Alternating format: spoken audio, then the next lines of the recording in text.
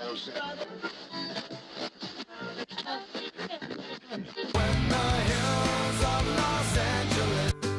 Angeles, I'm and most Hollywood nights. She goes to California, oh, California. What you say about Los Angeles? LA got the people saying,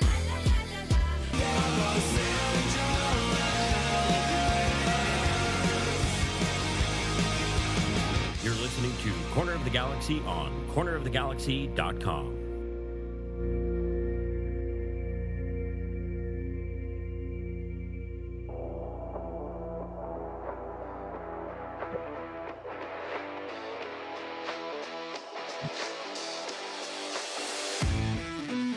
It's time for another episode of Corner of the Galaxy from the Box, the show that gets you behind the scenes of the LA Galaxy and into the minds of soccer reporters and MLS experts. Your hosts for the day are Corner of the Galaxy's Josh Guesman and LA Times soccer reporter Kevin Baxter.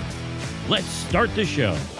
Hello, everybody, and welcome to Corner of the Galaxy from the Box on cornerofthegalaxy.com. I'm your host, Josh Guesman, coming to you on a Monday, December 4th. LA Galaxy, basically in hibernation mode at this. I think I'm in hibernation mode as well. Welcome to December, boys and girls. Waiting for those real rumors to show up. Me too. We're going to talk about Billy Sharp and his maybe not getting a Christmas card from Greg Vanney. We're going to talk about LAFC and Columbus in MLS Cup. Does LAFC being there put more pressure on the LA Galaxy? Same amount of pressure? Less pressure? We'll talk about that a little bit. The U-17s and U-15s have a big tournament, and we hear there's a mass exodus from Los Angeles out to Phoenix in order to get there. So we're going to talk about that as well, and then maybe some 4th DP talk. We'll continue that conversation. As always, glad to have him back on the podcast. It's Kevin the Pan Baxter. Kev, how you doing, buddy? Speaking of December and hibernation, you kind of combine both those. I like those Christmas PJs you got on there. This is my like winter polo that I get to wear exactly for 1 month out of the 11 months. But then it sits in my closet. It's there. I get to view it every time I don't have clothes to wear. I'm sort of like, I could wear that. I mean, it looks Christmassy, but I could wear that. You get to wear it what? Once in the middle of the summer in like July when they do like Christmas in July, you can wear it one day. Just as a sort of joke and a gag. Other than that, it's restricted to December wear. I don't know if that's smart or not. Where do you stand on the Happy Holidays versus Merry Christmas? I am firmly a Happy Holidays guy. Why exclude anybody? I very much like to say both, just as a personal preference. Happy Holidays. I am very much a holiday season person. That starts with Thanksgiving, by the way. I think Thanksgiving is the start of the holiday season. And so I'm very much a fan of that. I want to be as inclusive as possible because there are so many wonderful, wonderful holidays that are out there. Quite honestly, might even start with Diwali, right? The Festival of Lights, which I fell into. That's big here. Yeah. That's big here in Valencia. A lot of people celebrating that. Yeah, exactly. And so, I mean, I think that there's room, as I think you do, for all of it. I am a Merry Christmas person as well, so I'll say Happy Holidays and Merry Christmas. So you know sort of where I stand and where I'm coming from. But I'd also say I'm not a very religious person, so maybe saying Merry Christmas isn't the way to go for me. Maybe Happy Holidays, although holidays, of course, comes from holy days. So I'm not sure that's any much better, really, whenever you get all down to it. But I think it's more inclusive, and I like that. Look at you being the etymologist and all. You learn things. You learn things after a little while, Kevin. I've been made a fool of so many times on this podcast and anywhere else. I try to remember them. How are you doing, by the way? I feel like I haven't talked to you in at least a couple weeks. Well, we've been traveling a lot. Seattle for the playoffs, went to NWSL championship game in San Diego. I am convinced that it's not that the powers that be at the LA Times all of a sudden like soccer. I'm convinced that what happened was they had a ton of money budgeted for the Dodgers, and the Dodgers went out really early, and that gave them about 2.5 months to spend that or not be able to put it on next year's budget. Yeah. So it became like, let's go do some soccer stuff. Why not, right? That's did you catch, by the way? Somebody reminded me, and it's something that I retweeted. I saw. Did you catch Julian Araujo's goal for Las Palmas? No. Okay, so he starts the play on the right hand side as that right back player. He goes, he cuts inside, passes the ball outside. There's a cross, and the cross gets cleared out, but he doesn't go all the way back. He stays, right, and so then another cross comes in. Bad marking, very bad marking. Julian Araujo with the header into the across and over the goalkeeper into the bottom right hand side of everything. So Julian Araujo doing Julian Araujo things and looking very, very good. I think Barcelona actually wants him back at this point. I think Barcelona fans want him back at this point. I got a Julian Araujo story, conveniently enough, from last Thursday. I went to meet Jimmy Lozano, who is the new coach of the Mexican national team. And I found out later, I was told by a couple of people that he's very conversant in English, but he had told me coming into the thing, or his people told me, we're going to do the interview in Spanish. He doesn't want to do English. He doesn't speak English, so he's going to do it in Spanish. Okay, fine. So we did 30-minute interview in Spanish. And then on the way out, I turned to the communications person with the Mexican national team and said, by the way, when you guys come here later in December for the friendly with Colombia, I'd really like to talk to, and this is in English now, I'd really like to talk to Julian Araujo. No one's spoken to him since he left. Be a great story.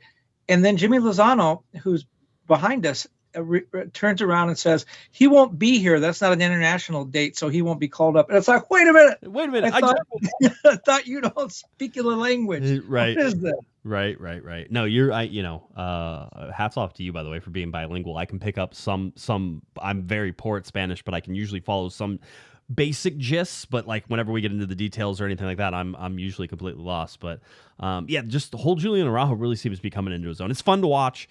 I don't know, as people who talked to him in the parking lot. Do you remember that? We talked with his parents in the parking lot before like his LA Galaxy debut. We talked to him in the parking lot before his LA Galaxy debut outside of Dignity Health Sports Park to watch him playing over in Spain and for Las Palmas and as a Barcelona player and all these things. Is you almost feel a little ownership in that. Like I remember talking to this kid when we were like, man, he doesn't really speak to the media that well. He's so green. He doesn't really know how to interact with us. And now you as he progressed, you're like, he's become a professional, like right in front of your eyes. We called him up a couple of times and got him on the pod, just call him at home.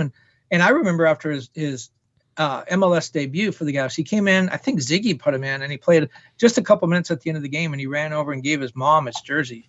Yep. Which was really cool. Yeah, no, it's a fun story. So anyway, keeping an eye on him doing that. Of course, we have MLS Cup coming up this weekend. That's LAFC in Columbus. And if you watched, I will say, if you watched the LAFC Houston game, I think that was more of a dominant performance. And pretty much I felt LAFC very much in control of that game. I will say that the more exciting of those games was on the other side with Cincinnati and the team that we have adopted because they had a whole bunch of former LA Galaxy coaches on it. Unfortunately, on the bad side of a beat there, 2-0, end up losing 3-2. That's a crazy game. Columbus over Cincinnati, the Supporter Shield winners. Cincinnati looked like they had it locked up in the first half, Kevin, and they go out 3-2 in that. And Wilfred Nancy is just... he's a miracle worker, and he's one of those coaches where whenever I saw that, I think Montreal picked him up, I'm like, who's that guy, right? And then Montreal can't keep him because he's so good and everybody likes him, and Columbus picks him up, and you're like, oh, well, I mean, he's going to Columbus to replace Caleb Porter. We'll see how good he is now, a little bit better of a roster, and then you see what he's been done in this year. It's a really fun story to follow. Well, there's more fun to that because in that game, I think Columbus's second goal was an own goal. Mm-hmm. And I'm not saying that if Matt Miazga was in there, he doesn't make that, there isn't an own goal, but they were missing the defender of the year, missing their best center back, and they give up an own goal. The two other goals by Columbus, it was 3-2 in extra time. The two other goals, both scored by former LAFC players to get them to the final against LAFC. The first one, Diego Rossi, who joined the team in August. But the second one was Christian Ramirez, and Christian Ramirez, a great story. He only played, I think, 20-some games for LAFC. He's from Garden Grove, grew up in the area, has traveled all, played in many different places. By the way, he has 3 houses, one in Houston and 2 in LA, that he's renting to former MLS players or MLS players on his former teams. He played for Houston, played for LAFC. But the great story about him is he scored the winning goal in extra time to beat Orlando in the conference semifinals. He shouldn't have been at that game. His wife went into labor. They went to the hospital. He wasn't going to make the flight for the game. Turned out it was a false alarm. The doctor said, you're safe to go. The wife says, get out of here. He went to Orlando, came off the bench in the 90th minute, scored in the 93rd minute, and sent them on to the conference final. In the conference final, still wearing the hospital ID bracelet on his wrist. Takes the bus to Cincinnati with the team. Now his son is 4 days old.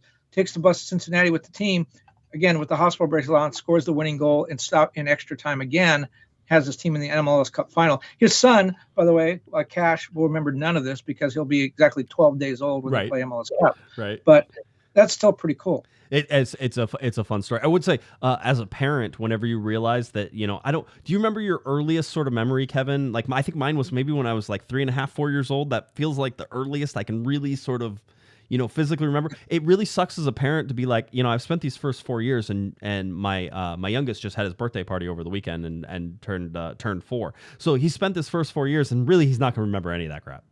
So like, Well, did I waste time? I feel like I wasted time. My earliest memories from last week, I think. But I've talked to a lot of athletes who about that very subject, because I'm very interested in, like you are.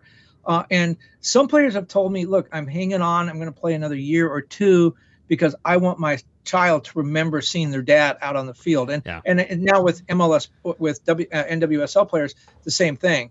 Alex Morgan talks a lot about how Charlie is going to remember traveling the world with her and seeing things.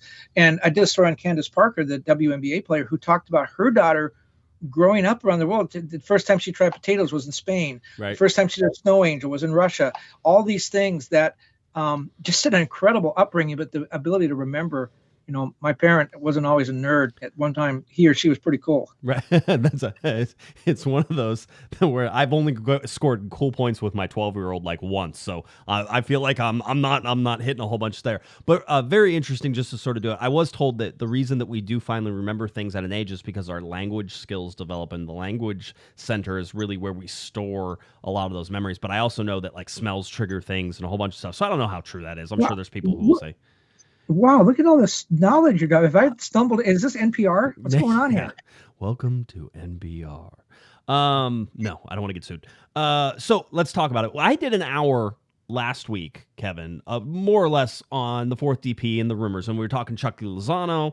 Murata was there. I forget which other rumors that we were all. Oh wait, hold on, they're right here. We can look at all of them. But looking at Alexander Lacazette, right, the whole deal, and you and I both have similar issues. I feel like we're playing duck hunt right now. The duck goes up and we squeeze the trigger and the screen flashes and we drop another rumor. You and I are sort of the duck hunters in this one, where we've been knocking down rumors. They've been flying up above bushes. We've been knocking them back down. And that so far the dog hasn't laughed at us, but I'm waiting for that to happen as well. So when we're seeing all these rumors and everything goes, so I did some time on the rumors. I did some times on the fourth designated player. Now you wanted to talk fourth DP, and I think you are maybe a little more optimistic on me, at least in terms of what you think is going to happen, right? You think that there's a good chance that MLS could add a fourth designated player. And I think based on the salary cap talk that we had last week, which was, and just to recap, each designated player costs 12.5% of the salary cap. So if you have 4 of them, that's 50% of your salary cap, which is $5.2 million. 50% of that $5.2 million goes to 4 players, and you still have 16 other players that have to fill out that 20-man roster. So it's a significant portion of the salary cap. So until that gets fixed, I feel like it's a non-starter. Let's throw that aside for a second, because you want to talk about, you think that there is momentum behind the fourth DP, and maybe they'll fix some of these things. And that's why I don't want to throw that aside. And I wouldn't say there's a good chance. I would say there's a chance. The Board of Governors, I believe, is going to meet later this week, but Don Garber, the commissioner of MLS, will give his state of the game address on Friday in Columbus ahead of the MLS Cup. And I know he's going to be asked about that. And my understanding is, and by the way, the reason I don't want to throw that whole salary thing away is because the fourth DP, if it comes, will have to come with more TAM money to sort of hopefully make that salary structure not so heavily weighted toward designated players. My understanding is that there's some momentum building for these DPs, and then with that, the added TAM money. And my understanding is that there is a huge split in the ownership group. There is a group of rather young, new to the league, aggressive owners like Miami, the Moss family in Miami, and some other play. I think Austin might be in there. Some place, maybe San Diego, new coming into the league. Some places that want to spend money and are aggressive and are ambitious and want to go out and do this. And then the other side is the more traditional owners, the owners that have been around a while, that either don't want to spend the money, just flat out don't want to spend the money, or that like the way MLS has been run, that they like the salary structure, or the structure of keeping salaries down, I should say. And they don't want to monkey with that. So I think that's where it is. The problem is, not the problem, but everybody knows MLS got a ton of money from Apple. And I think the players and some of the ownership groups and the union are all saying, hey, look, you got a ton of money. You got to start spending some of this money. Let's throw a little bit of that art, make it rain over here. And so they're looking at ways to do that. Then the addition of the League's Cup, the Campeones Cup, and some of these other tournaments. LAFC is playing its 53rd game in the MLS Cup final. That's ridiculous. 53 games. I think they had 42 weeks to play those games. So they need to build out the middle of the roster. That's the problem. And I think when you compare MLS teams, Liga MX, that's where the problem is. The top players, the DPs versus the top players in Mexico are fairly even, but it's as many coaches have told me, a core of an MLS team is maybe 6 to 8 players.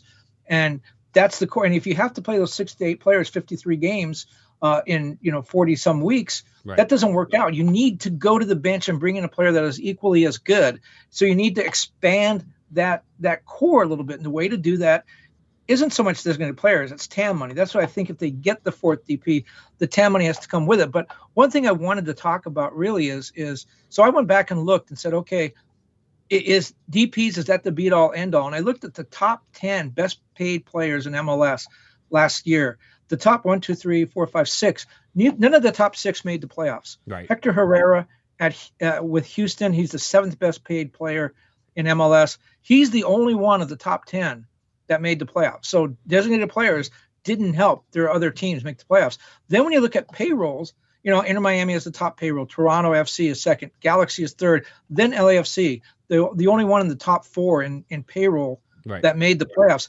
Only 3 of the top 10 in payroll made the playoffs. It's LAFC, Atlanta, and the Seattle Sound. 4. LAFC, Atlanta United, I believe, made the playoffs, right? Yes. Seattle and Houston. There are 7 teams in the bottom 10 that made the playoffs. Right. We have FC Cincinnati, Real Salt Lake, Vancouver, Philadelphia, Red Bulls, St. Louis, and Orlando has the lowest payroll in the league. They made it to the Eastern Conference semifinals.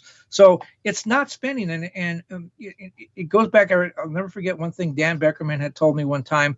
This was during the 10-month Kurt Anolfo reign, if you remember that, when they were jettisoning players and salary, like nobody's business and trying to go cheaper. And Dan Beckerman tried to defend his sort of budget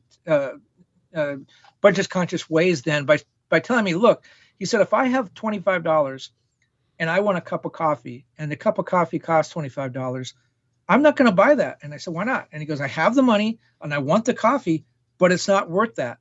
And that kind of applies here. You have the player, you have the money to spend on the player and you want the player. Doesn't mean that just by spending that money on the player and spending a lot of money on a player, it's going to make that player, that team any better. And I think we've seen that. The teams that spend wisest, again, the Cincinnatis and the Orlandos, those are the teams that go far in the playoffs. The teams that just throw money at problems like Inter Miami. Well, Inter Miami did kind of get good, but Toronto and Chicago with really, heavy budget DPs, they didn't go far. But I do think MLS does need to address the salary structure in some way or another. They do need to spend more money, whether it's more allocation money, whether it's loosening the salary cap, whether it's more DPs. If they're going to continue to play things like Leagues Cup, they need to find a way to make that work. Yeah. I think my likelihood right now is I feel like the U-22s are going to get uncoupled from any DP restrictions. So you're basically going to get a chance to have up to 3 U-22s regardless of what age your DPs are or without any connection to the designated players. Every team allowed up to 3 U-22 players because I think that goes to filling into some of that center, right, Kevin? It's being able to buy younger players, unlimited acquisition costs, a salary above a certain or below a certain mark, right? So it's that is force feeding that center of the roster. I think TAM is like going away and it's being replaced by JAM. So it's being taken away here and putting it over here. It's a stupid MLS accounting, thing. So I think, throwing more general allocation money into stuff is fine. Somebody said one of the suggestions for a fourth DP is to basically, increase the salary cap by $651,000. That way, if you have a fourth DP, that you're able to just basically have the same roster. The problem is that if you increase the salary cap by $650,000, and teams don't want to have a fourth DP, you could be looking at teams who will then fill out the middle. Maybe it's a good strategy-wise, right? You can have 4 DPs, or maybe you can get 2 players paying them $350,000 each, roughly, and you could sort of fill in that middle again. So there's a lot of different ways I think you can cut it and cook it, but MLS has to get real about what designated players mean, which is star power. Certainly people like Leo Messi, right? So you have that star power. You have that ability to draw and get eyes on Major League Soccer, and more people are probably watching MLS now maybe than ever before with Messi here, right? So you're getting sort of that feed into things. So now it's about taking that, getting the star power, but also making sure that the stars aren't left on an island by themselves, right? It was a very good supporting cast when the Galaxy were good, and they had guys like Robbie Keane and David Beckham and Landon Donovan, 3 designated players that all complemented each other. But go back and look at those supporting staffs, and we've gone over those players so many times with the Mike McGee's, at some point, Alan Gordon's, the Sean Franklin's, the Omar Gonzalez, the AJ De La Garza's, Juninho, Marcelo Sarvas. You have so many of these really good players. I mean, even the Ishizakis or the Wilhelmsons, as Josh is famously, I just referred to myself in third person, as I am famously known for Wilhelmsen, huge fan of what he's done. So you do have to have the supporting cast, but those guys weren't playing nearly the amount of games that everybody's being asked to play now. Do those LA Galaxy teams in 11 and 12 hold up? 11, 12, 13, 14 hold up to, getting beat down over 50-plus games in a year. So a lot of questions. I would go back. I mean, I think you make a good point, and it speaks to my point too. Of you have that core, but when you go to the bench, do you bring somebody on that it's equal to that core? It can change the game. The Galaxy, when the Galaxy were really good, they had that. Alan Gordon was a game changer. They had guys when they went to the bench, went in and could change the game. The 2 teams in the MLS Cup final, Christian Ramirez pushed to the bench. We just talked about him. Pushed to the bench when Diego Rossi came. Right. Come on and won 2 playoff games off the bench. LAFC with Bogues and some of the guys they have, Aaron Long coming off the bench. It's the funny. Teams that are successful don't spend a lot of money necessarily, but they have guys that can come off the bench and make different. It's funny. We're going to talk about Billy Sharp, and there will be a transition, and then maybe that transition is now because maybe we've sort of played this out. But you talk to people, and they said, if MLS was a real soccer league, and, they use it as a dig at MLS whenever they're looking at it. If MLS was a real soccer league, right, real football league, they wouldn't be letting players like Billy Sharp go. You're telling me. So our argument here is that in a salary capped league with a 20-man senior roster and like all the requirements that are sort of there, you don't keep Billy Sharp as your third striker, because having a third striker whenever you usually are only going to play a 1-striker system, you're going to get a new DP, you're going to have Dejan Joveljic right behind him, and then you're going to put Billy Sharp as the third in there, or even the second or the third, but you're going to pay either Joveljic or Sharp to basically sit on the bench. If it's a real soccer league, you are able to pay those guys to sit on the bench, and you're like, we're going to need you. Not yet. It's coming. You're not going to play as much as you want, but it's coming. And by the way, you might go out and get a 4th striker if it was a real soccer league, right? If there weren't so many restrictions. MLS, in a lot of ways, punishes teams for success, because as teams are successful, players expect more money. As they expect more money, they price themselves out of the salary cap, all of these things that we've seen so many times. Again, I get told it all the time. You talk about players, it's like Tyler Boyd shouldn't even be a question. Right? You get Tyler Boyd. If this was a real soccer league, the LA Galaxy would go out and sign Tyler Boyd for the amount of money it takes to retain Tyler Boyd. And does that mean that you don't go out and maybe get a DP winger and maybe Fagundes and Boyd and a DP winger and maybe another DP winger? Maybe you have 2 DP wingers and you have Fagundes and Boyd who come off the bench to be your bench players. That to me is what a solid, thick middle looks like for Major League Soccer, is having guys like a Fagundes, like a Tyler Boyd. And by the way, I'm a big fan of Tyler Boyd, but in MLS, he has to be a starter, right? If MLS had a little more expansion, if they loosen the belt a little on them, like after Thanksgiving, Kevin, you eat all that turkey, you loosen the belt a little, you stretch it out, right? And you're able to cram a couple more of those rolls down or some more stuffing. You get a couple more. If MLS just releases that belt a little bit, they're able to build bigger, stronger rosters in some of that way. And plus, let's be fair, the LA Galaxy have sucked at trying to manage like the backup and getting the depth correct for this team, right? Because I don't necessarily blame somebody when you go 5 deep into a position like they did at center back this year. I mean, you could say the Galaxy had more than enough center backs to play this year. They just injured like 3 of them, right? Or, all the defenders get injured, all this stuff.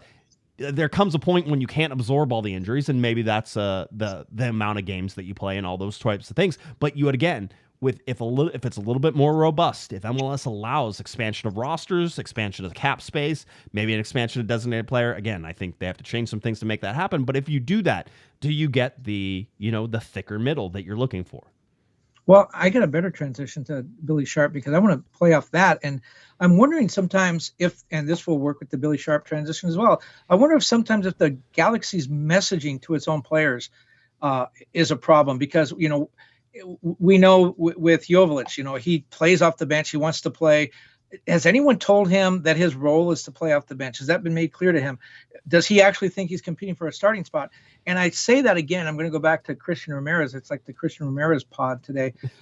Wilfred Nancy told him at the beginning of the season, he said he sat down with all his players and he said, look, here's a starting lineup. All of you guys are going to play. Some of you are going to start at the beginning. Some of you are going to start at the end. And that means the starters at the beginning are going to the bench. And that's just the way it is. And Nancy said, look, it's unfair. It's unfair to those guys who played really good at the beginning. But this is my system, and this is the way it's going to work. And so when Diego Rossi came in, Christian Ramirez, third on the team in goals, goes to the bench. Did he sulk? No. He knew what his role was, and he came off the bench and won 2 playoff games.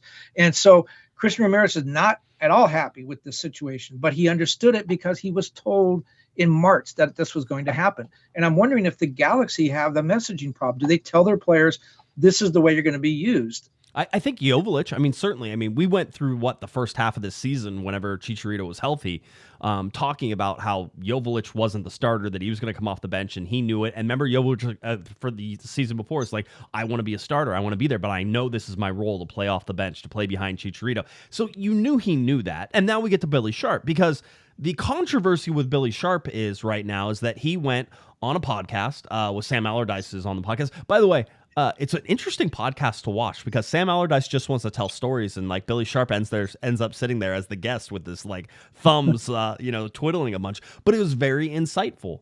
And the reason it's so insightful is that Billy Sharp basically says that he was told, and does he use the word promise? I don't think he does, but it's sort of implied that he was sort of, I was told I was going to be brought in for 12 months. Right. So if you're talking about Billy Sharp, that would be through the summer. So it was more likely that he was going to be brought in through the rest of the season and then have another year as an option, which is what the contract ended up being. So it was 6 months plus the 12 months on that. So he says, I was brought in, and Greg Vanney went on and on for an hour and basically told me, hey, listen, you're not going to play as much as you're used to. You're going to be coming off the bench. I want to bring in a designated player striker, a DP striker. And this is according to Billy Sharp, right? He goes, I want to bring in a DP striker, but I want you here, and I want you here for the next 12 months, that type of thing.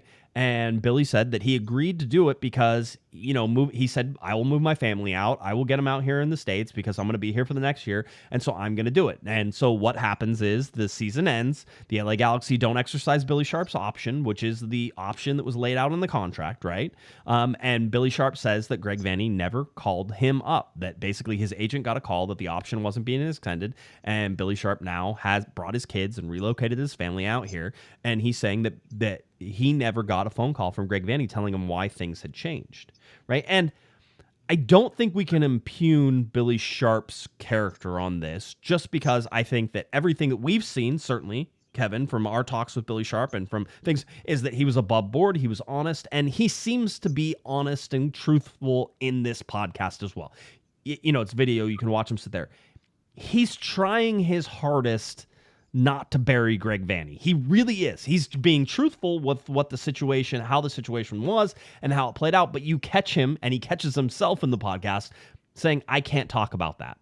He goes, I was going to say something, but I can't talk about that, right? And so there's these little things that you see throughout it that lead me to believe that Billy Sharp is telling the truth, because it's one thing if you want to try to get lost in the details, Kevin, right? I can be like, oh, well, this ball that I'm holding, Kevin, as you can see, it's red, and it's got green stripes. And you're like, well, actually, it's green and it has red stripes. And you're like, well, no, we could argue about that. It's one thing to say, I have a ball, I don't have a ball, right? And we're sort of in the I have a ball, don't have a ball camp. But he's saying he never got a phone call from Greg Vanney. And do you think that that's a problem, not only for Billy Sharp, not only for the players on the LA Galaxy, but down the road or anywhere else? Is this a messaging problem, as you were sort of talking about?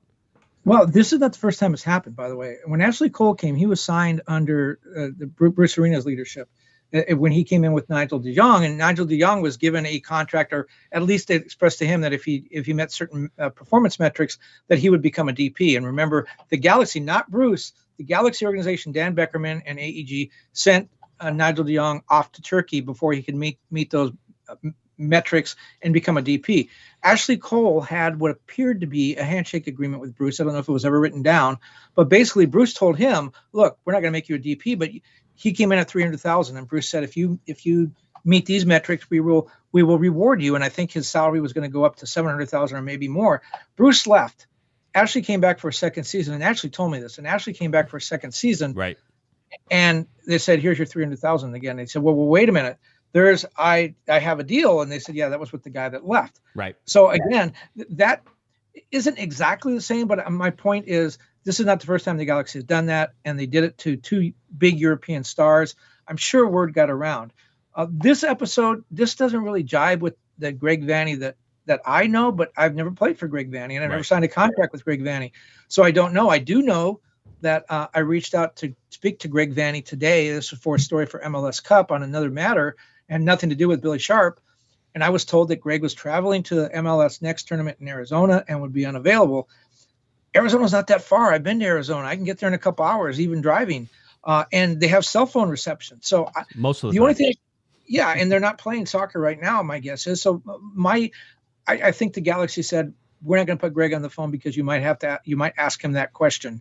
I'd never thought about it, but yeah, that'd probably be a good question to ask. But I wasn't going there anyway. The point is, there must be something going on because all of a sudden Greg Vanney is radio silent. It's just, I mean, listen, I don't think he was, jumping to be on this pod. We had tried to get him on the podcast at the end of the year. That didn't happen. And quite honestly, we're now in what I call the hibernation mode, right? Where basically these guys aren't seeing the light of day. They're in their offices, they're working, they're traveling, they're doing the different things that you sort of expect them to do, right, Kevin? During this off season. And so now you're sort of seeing, that it's very quiet right now. I think I'm with you a little bit on this. I just find it hard to sit there and say that Billy Sharp saying this stuff would have said it unless it's true. And if that's the case, then I worry about it because I think that you are putting yourself in a position. Billy Sharp is a very well-respected soccer player around soccer circles, right? You're going to find people that speak very highly of Billy Sharp almost everywhere I go. Look at Maya Yoshida and what he said, how he treated Billy Sharp. And they were former teammates for a very short time, right? But they were teammates. They knew each other, but there was an utmost respect between those guys. So, Billy Sharp is saying this and other people are listening. So if one of Billy's friends calls up and says, hey, the LA Galaxy are offering me a contract, what do you think? Does Billy not tell him what happened with Greg Vanney? Maybe he says, hey, make sure you get this in writing. Make sure you do this. I found it funny on the podcast because Sam Allardyce was in there and he's saying, well, there's no loyalty in football. And he goes, whether that's from managers or players, he goes, managers deal with the same thing. He goes, he said, I went into meetings. He goes, I think it was at Blackpool or something like that. I can't remember exactly what he said, but he said, I went into meetings and they're saying, yeah, we're going to keep you around for another year. And then 2 days later he got fired and he's like, what happened? He goes, we just talked about things, the whole deal. But I think Sam Allardyce made a distinction there as well. He said, whenever I was manager, I always tried to tell my players the truth unless I thought they didn't really want to hear the truth. And I think in this particular case, what we're saying is Greg Vanney didn't necessarily, and we can talk about whether Greg lied and said, I want you here for 12 months in order to get him. It's not where they could try to save the season and do all those fun things. Maybe there was a tremendous amount of pressure. Maybe Greg Vanney lied and said, I need you for 12 months. You're going to be here, knowing very well that they were only going to keep him for this part of the season, depending sort of, I guess, on what happened, right? Because I think, go ahead. I think the one thing we've heard all along is all these players that came from Europe, the big stars that came to play with the Galaxy, the Robbie Keanes and David Beckhams. We heard ad nauseum how, these guys are great ambassadors. They go back and tell all their friends to come and play, and that apparently led to some players coming over here. Yep. Whether or not that's true, I think Thierry Henry is one that probably was told by David Beckham to come over. Whether that's true or not, we don't know. But that was always what we were told. And now we have an unhappy Ashley Cole, unhappy Nigel de Jong, unhappy Billy Sharp. The one thing that makes the difference, though, is if you're a player and Billy Sharp says, don't go to the Galaxy, but the Galaxy also all of a sudden offer you $1 million more than anyone else offers you, guess what? You're going to the Galaxy, even no matter what Billy Sharp said. Money talks. Money talks, but to a certain extent, right. There is the organization. I mean, I think there are some organizations right now that, to me, from afar, look like train wrecks in MLS. Chicago's one. Right. New England had a great season, and then everything imploded. Right. With the Bruce Arena thing, so that looks bad. Toronto has lost its way. Montreal, I'm not sure what's going on there. There are some organizations. Colorado, complete mess. So there are some organizations where you go to a big star and say, we're gonna give you $1 million more than anybody else. Come over here. I don't know if I want to play at altitude all summer in the heat. for a team that's going to win 4 games. So maybe they rethink that. But you know what? The Galaxy is still the Galaxy. It's still the premier franchise, even though it's on tough times. It's not a train wreck. They do pay good money. You're in LA. Right. I think Billy Sharp's words are going to carry some weight with some friends. Right. But if the money's there and the offer's there and it's not a train wreck situation, man, I still think the Galaxy is probably a place that's going to be able to attract some good players. You said it doesn't jive with sort of your version maybe of Greg Vanney, or who you know to be Greg Vanney, and I agree with that. But at the same time, I sit here and I say, it feels like it's out of character for him. And so if that's the reason, then, why, right? I think Eric, the Portuguese Hammer Vieira, which, by the way, I need to do a Thursday show so that way he can come back on and talk about things every once in a while. Still no Thursday show this weekend, or this week, by the way.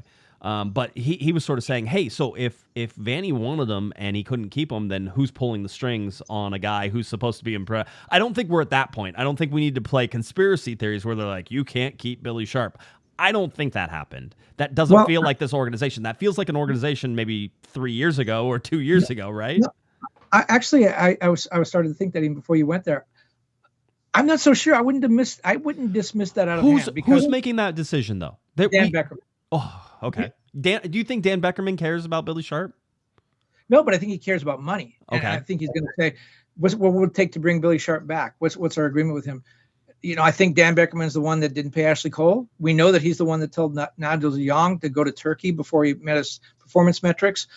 We know that management or the coaching staffs did not want Steven Gerrard or Gio Dos Santos. They were told by someone on high, who's above Bruce, Dan Beckerman. And we also know that Vanney did not want or was not high on Douglas Costa. He wanted Pavone, first of all, and took Costa. And so I wonder maybe if it's a point where Greg Vanney's a little tired of the meddling, if that happened, or someone above him said, you can't pay Billy Sharp that money, and Vanney is either too embarrassed to go back to Billy and say, will you come for half of that, or just doesn't want to have to go. You know how, if I know you're the boss at your place, but a lot of times I'm told to do things that I disagree with, and I have to go explain it to the interview subject or to the team I'm supposed to write about, and I'm embarrassed. I can't defend something that I disagree with. And I'm going to give Greg the benefit of the doubt and just wonder and speculate.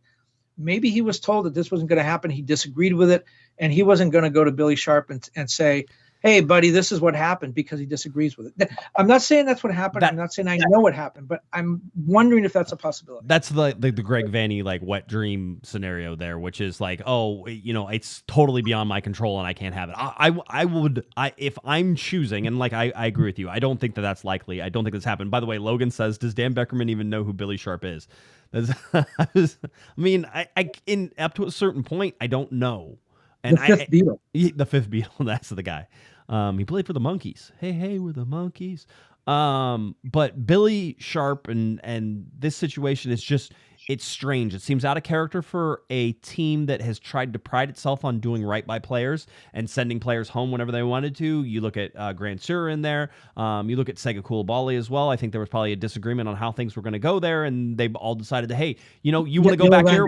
Yeah, Yellow Van Dam. Yes, you can talk about some of these where they wanted to go home and they wanted to do it. I mean, that you could even go back into the Bruce time. Bruce was very big on that as well, which was, hey, I'm going to do this what's right for the player, right? We're going to try to do what's right by the player, which is even whenever Nigel de Jong wasn't going to work out. Remember, Bruce came out afterwards and was sort of like, the league wasn't ready for Nigel de Jong. Remember that speech that he gave us? And so I see these things where the Galaxy organization tried to do that. Now, we know players specifically who had huge beefs with the front office and wanted out of there and got their wish, but it was more under duress. And so it was more like, you need to get rid of me. If you're not going to play me, then get rid of me. We know those ones as well. So again, Sam Allardyce was very clear. This happens in football all the time. And I think that we should all expect that this happens in football, and football is a business. Soccer is a business. All these guys are business people, and in business, things go wrong all the time. It's not a great look.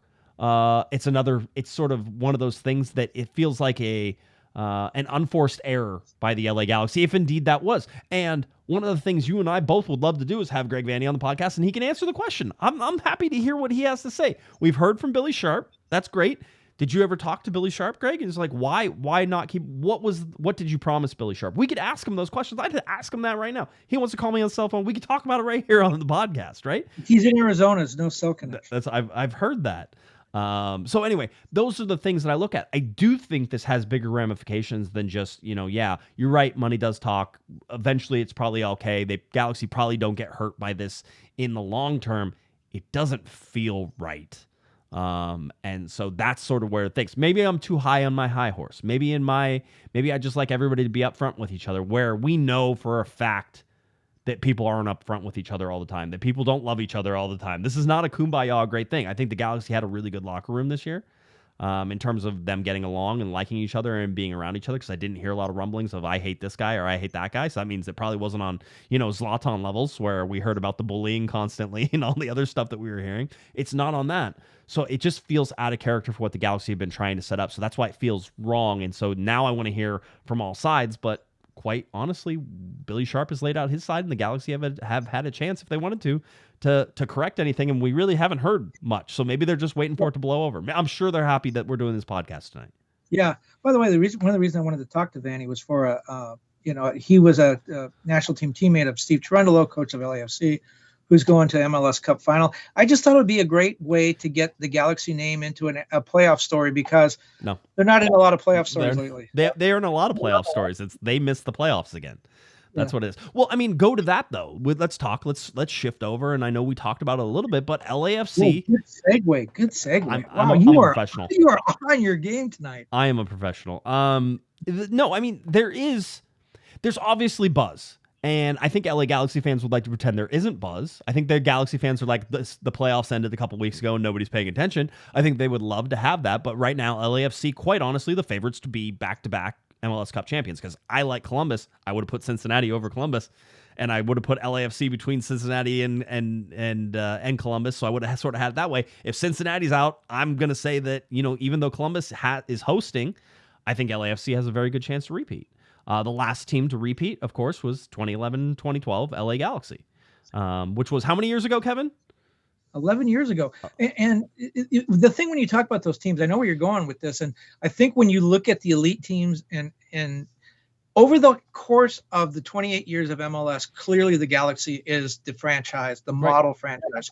They haven't been that for a decade now. Correct. And they have been replaced. And when you look at the model franchises, I think there's about, I don't know, maybe not even a half dozen that are head and shoulders above everybody, that do everything right, that sign the best players, that have the best ownership group, that are ambitious, that do things right, that get lucky. Luck's a big part of it. Oh, luck's a huge part. And that are classy teams that you can look at them and you say, they're going to do things the right way. And again, not to hammer the Billy Sharp thing, but this thing looks like it wasn't handled the right way. There are teams that don't have those kind of things happen. Seattle, LAFC, definitely. Right. I think Cincinnati now with the new general manager culture and the new that's a culture change though, because it had been the back to back wooden spoon winners there. They had been terrible. So I think those three, maybe you put Atlanta in there. They had some problems early, but I think they've kind of figured things out. Maybe you put them in there. But certainly I would say LAFC and Cincinnati probably, in my mind, head and shoulders above everybody else. Philadelphia. Yeah, Philadelphia, Seattle. You got it. Philadelphia, Seattle. I understand what you're saying. Yep.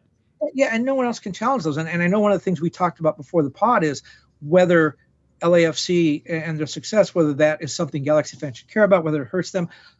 And what I said to you then is that I think it hurts them in one way. I don't think anyone is comparing LAFC to the Galaxy right now, because, come on, there's really not a comparison.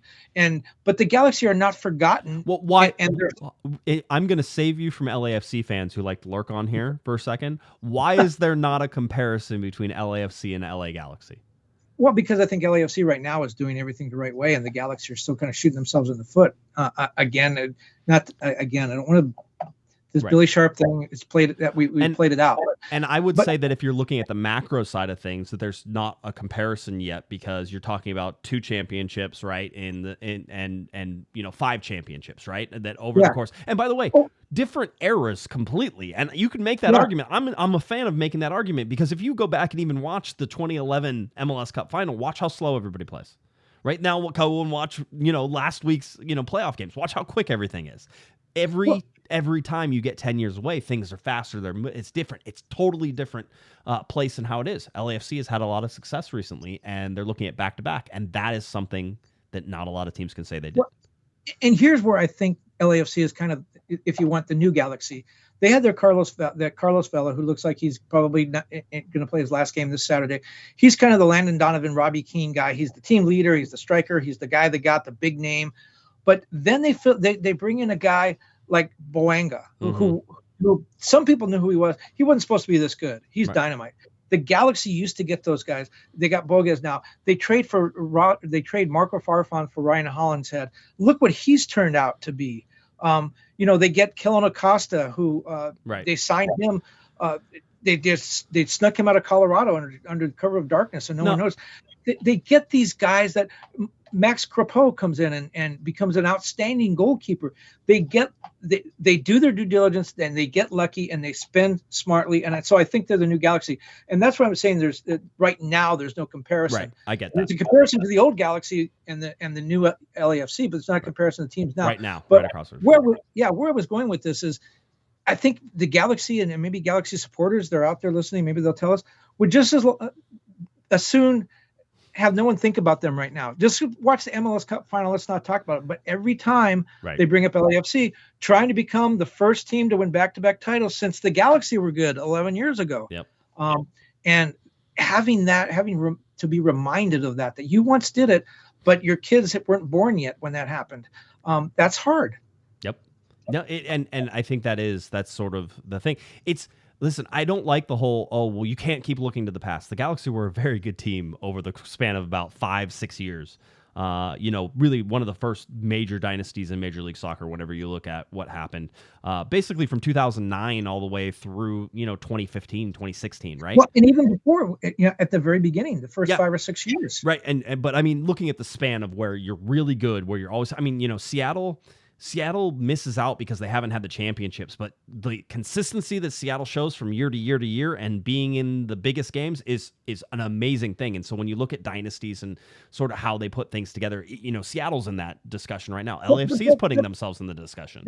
But that's why it's so hard for Galaxy fans in my mind, because they were so good and they can be good again. It's like the Yankees. When the Yankees have a losing season, it's not like, oh, it's too bad. It's like, this is nothing like Murderers Row. I mean, no one talks about the glory days of the Chicago Fire or the glory days of Real Salt Lake. They won MLS titles, but they weren't the Galaxy. No one looks at how far they've fallen. They just say, oh, we'll do better next season. With the Galaxy, there's that constant reminder of how great the team was. And how much they've fallen. And how much, I think anytime there's there's how much they've fallen. And we've documented that since, basically 2017, right? We've been watching these games.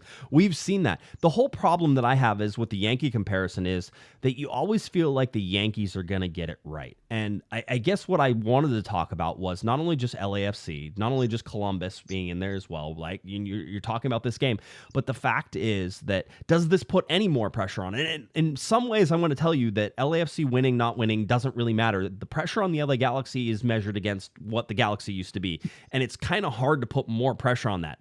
There's another part of me that says, though, LAFC walk away with that second MLS Cup in 2 years, and there's more pressure on the LA Galaxy. And does that mean, that Greg Vanney has a shorter leash whenever he comes back and the whole deal? Do they have to nail it perfectly this year?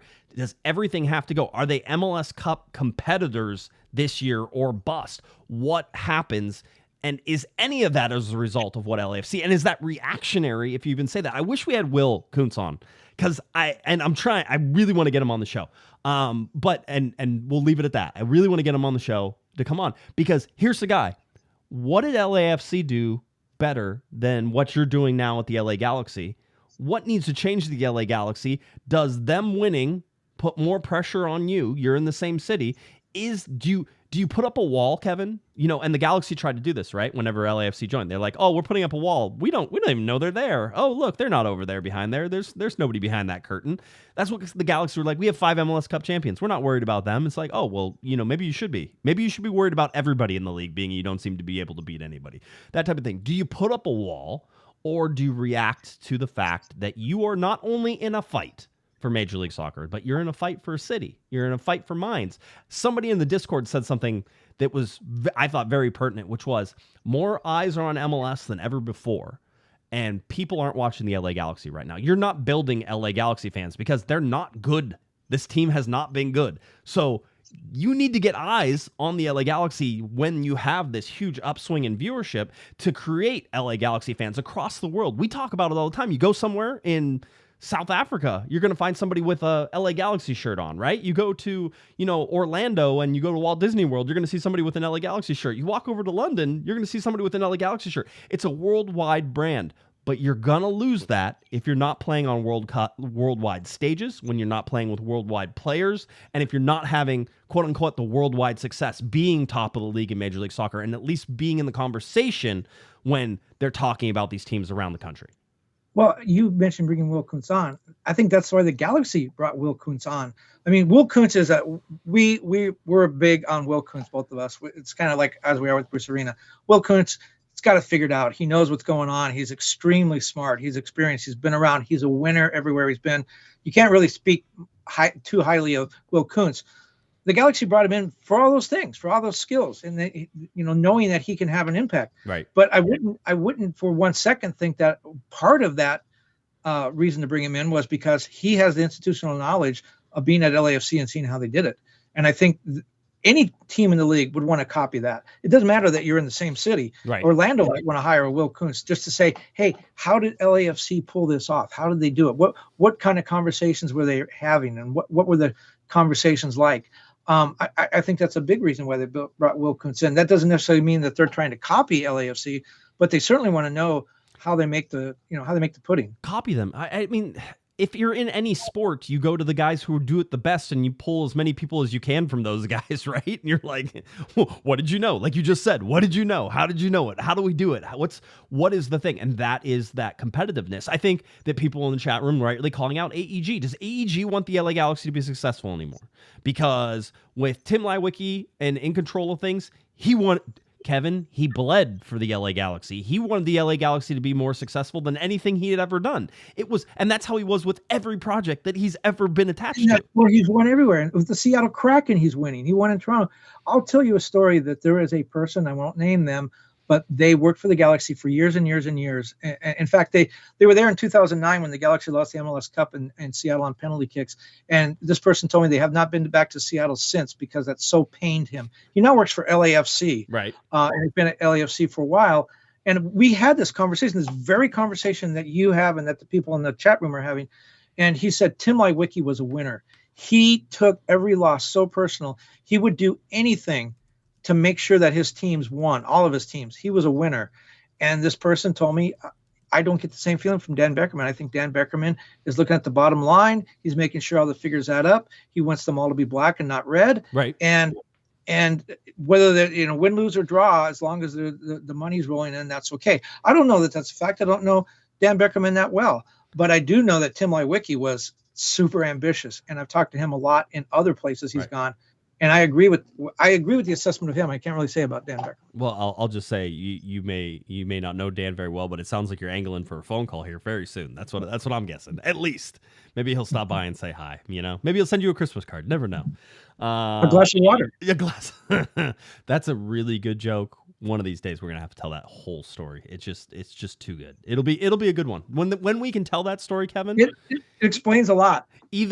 Either you're going to be dead or somebody has lost something in order for that story to get told. But trust me, it's a good story. See, this is why we need to have a live show, and then we take everybody's phones and we put them in like a bag, and then we tell stories. A lot of fun. So that story does explain a lot of the other things I've said on this pod since then. Oh, man, by the way, I'm going to ask you a stupid question. Have you watched The Bear? I was talking about this last. Did you watch the TV show The Bear? No. Okay, then you're not gonna.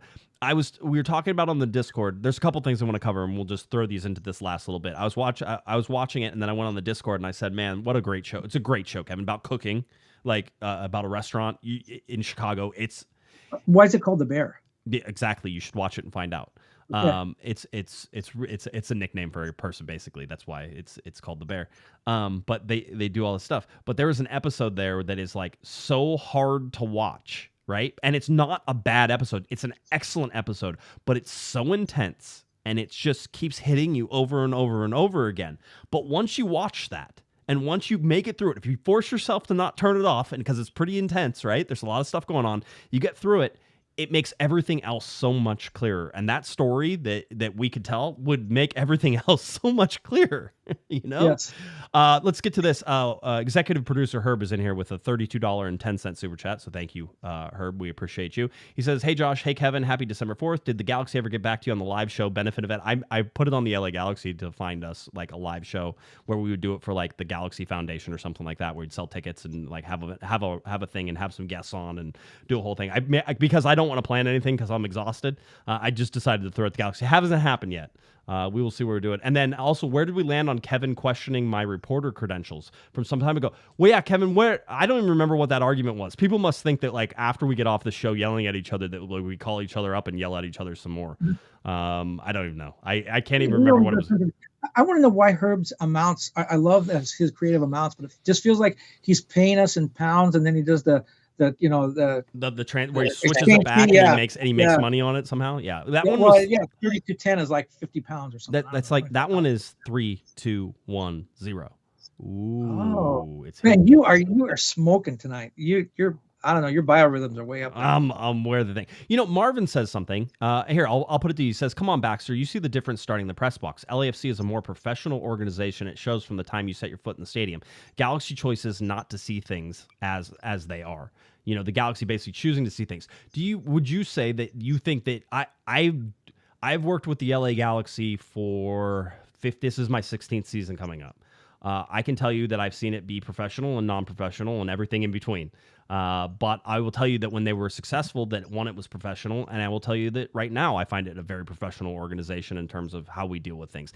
There's never going to be total agreement between me and the LA Galaxy. There's never going to be total agreement between Kevin and I. There's never going to be total agreement between Kevin and the LA Galaxy. That's not how these things work. So you're going to have your problems. I don't see a huge difference on that sort of professionalism. Maybe you do. You have a better take on that. No, well, the problem is that we spend about 95% of our time not around players or even executives, but around the PR staff, and that makes a difference. One thing that the Galaxy is really good at, when you go to training, you want to talk to a player, for the most part, it happens within a 15, 20-minute window, and you get to go home. That's not true at LAFC. Generally, media days take 2 hours, and you drive home with 15 minutes worth of interviews. And post game is similar. So that's one. Is that professional or unprofessional? No. I mean, that's just the way it is. But I will say that around LAFC, there is a lot more talk of everybody, from the players to the security guards to the team president, Larry Friedman. When I talked to him about the supporters, they care about the supporters. They care about the ambience. Peter Guber, one of the owners, made that apparent from the very start, and he talked about creating an atmosphere. He said when people go home, they may not remember the score, but they're going to remember what they saw and how they felt when they were there. And so that's probably what he's talking about a little bit. When you walk into the stadium, I think there is a little more attention to the supporters. And perhaps the Galaxy feel like we've been around for 28 years. We are a global brand. We just have to roll the ball out. People will show up. Where LAFC started in a market against the most dynamic team in MLS history and said, we got to be on our marks from the start. Maybe that's part of it. I don't know. That's a point, though. It was fun. It was funny that whenever Orlando got messy, and I was sort of like, I think somebody said, it doesn't look like Orlando's ready. Yeah, Miami. Sorry, that's basically the same. No, they're both in Florida, and if we wanted to sell Florida back to whoever we took it from, we should give it back immediately.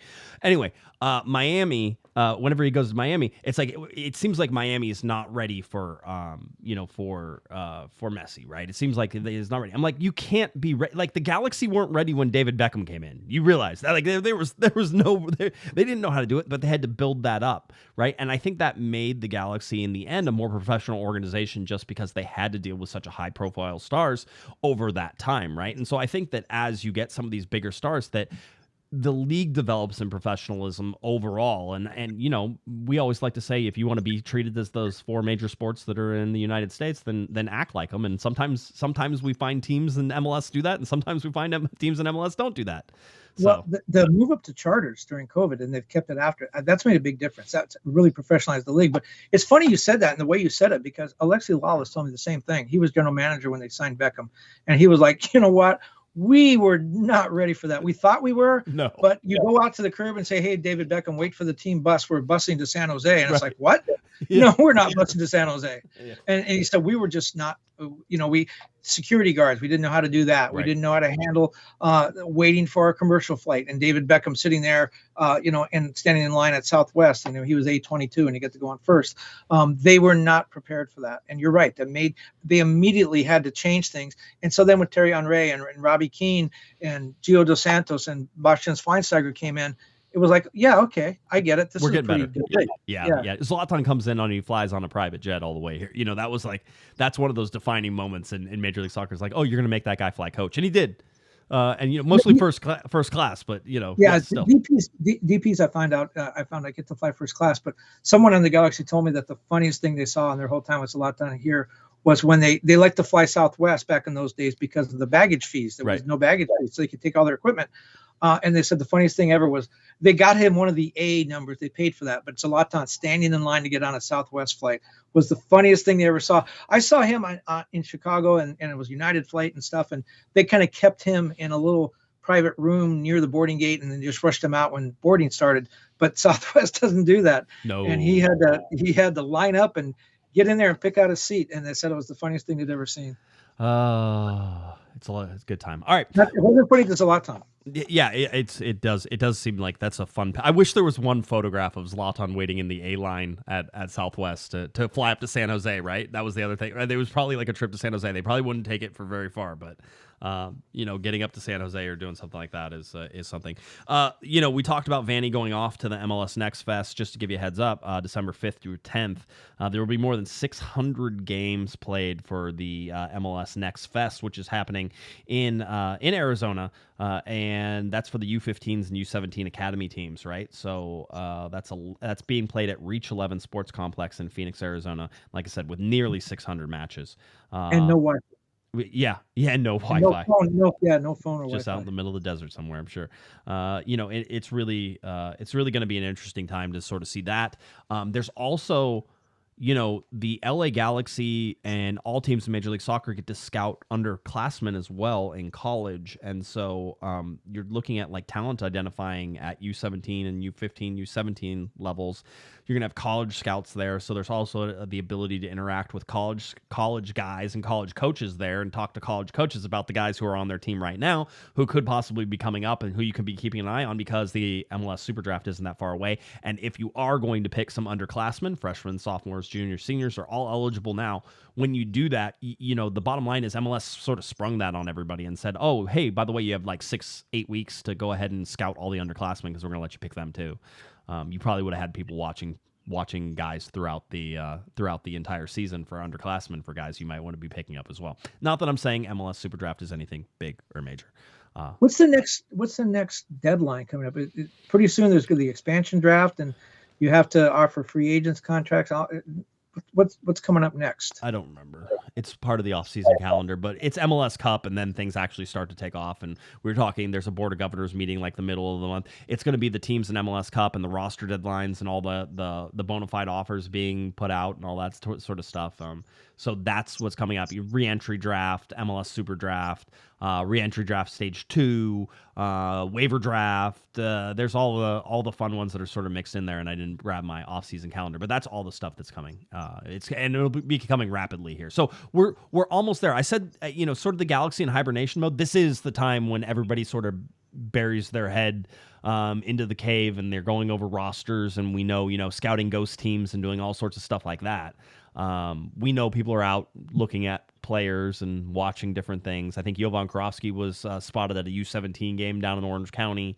I saw that. So keep an eye on some of the academy guys as well.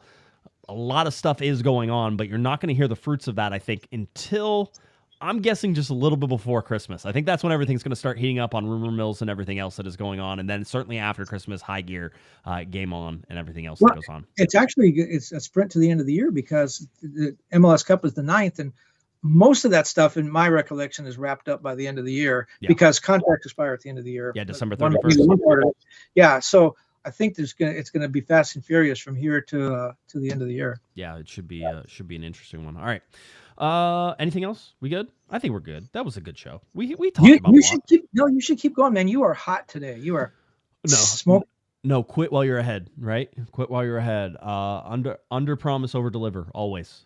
So I under promise the heck. I basically the first 15 seasons have been an under promise, right? And now I'm gonna stretch really for the 16th over deliver. That's what I'm talking Well, now about. you're all ready for Michaela to tuck you in. You got your jammies on there, ready to go.